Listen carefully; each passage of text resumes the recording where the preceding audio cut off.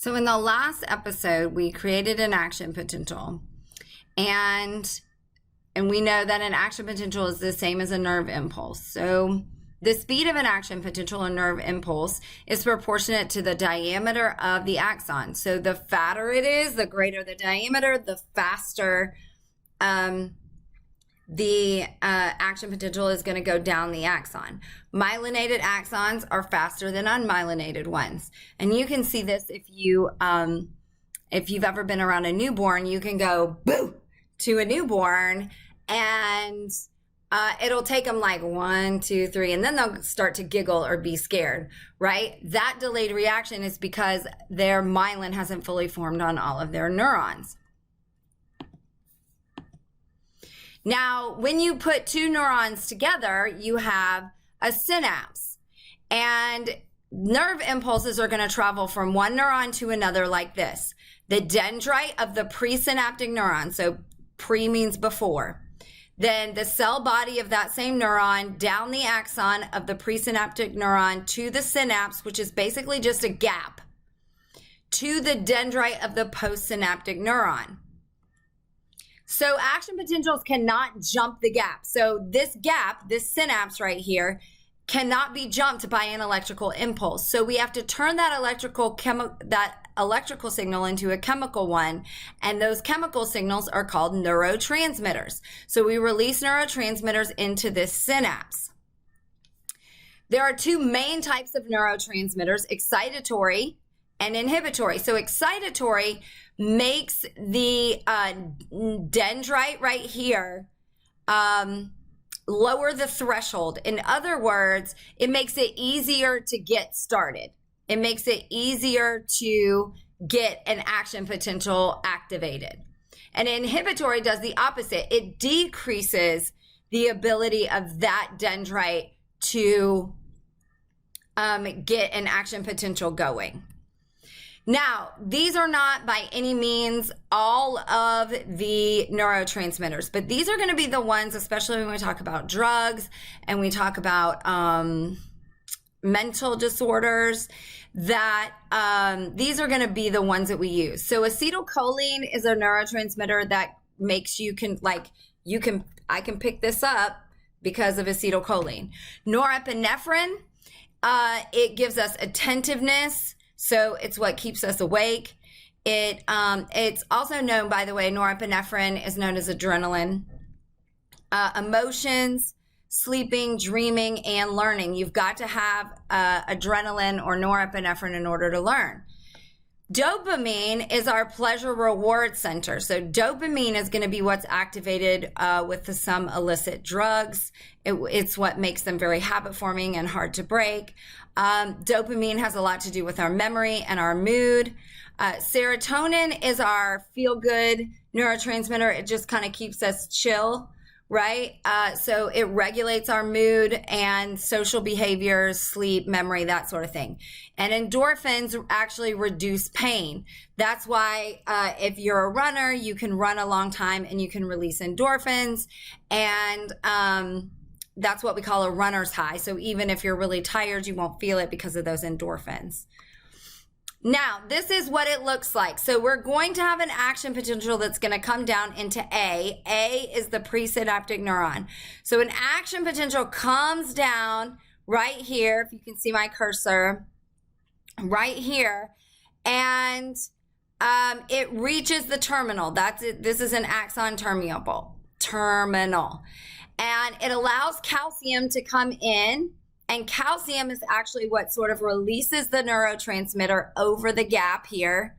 Okay, that's number 4. So the neurotransmitter floats across the gap and attaches to the receptors on the other dendrite. At that point, once this reaches threshold, a new action potential is created in this. So action potential comes down the presynaptic neuron, calcium in, neurotransmitter out into the synapse. It sits on the receptors. It generates an action potential in the next neuron.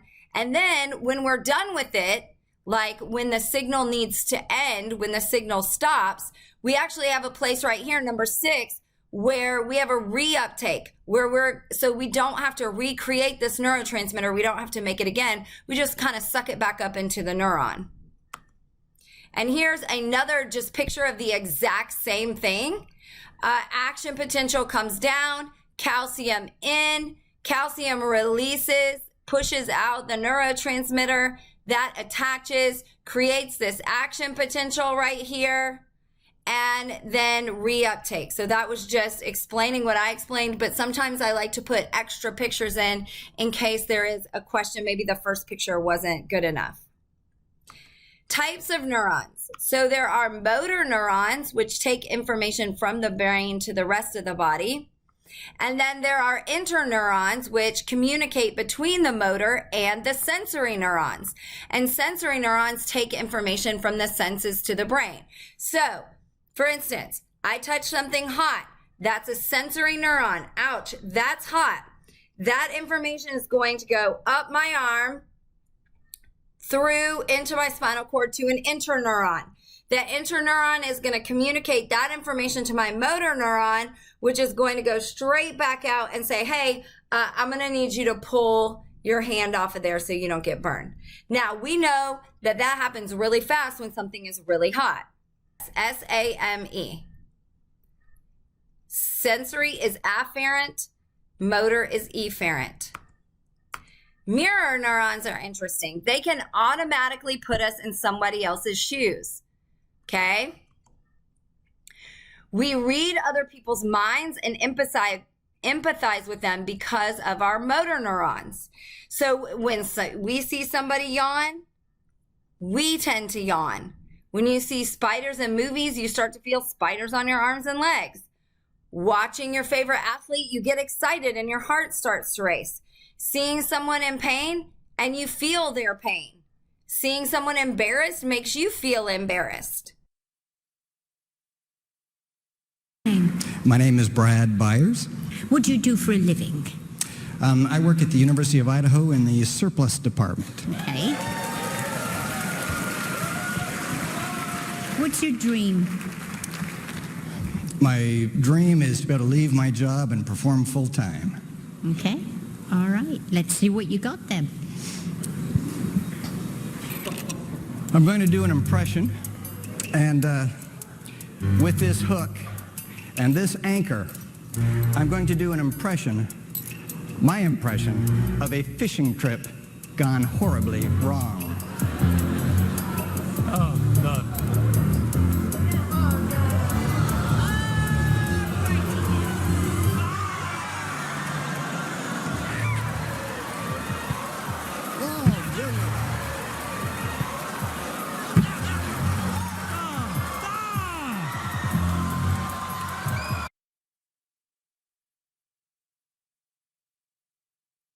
So I don't know about you guys, but I had a really hard time watching that. And that's because I could feel what that must feel like. And I got a little choked up in my throat. Those are mirror neurons at work, right? It allows us to empathize with others.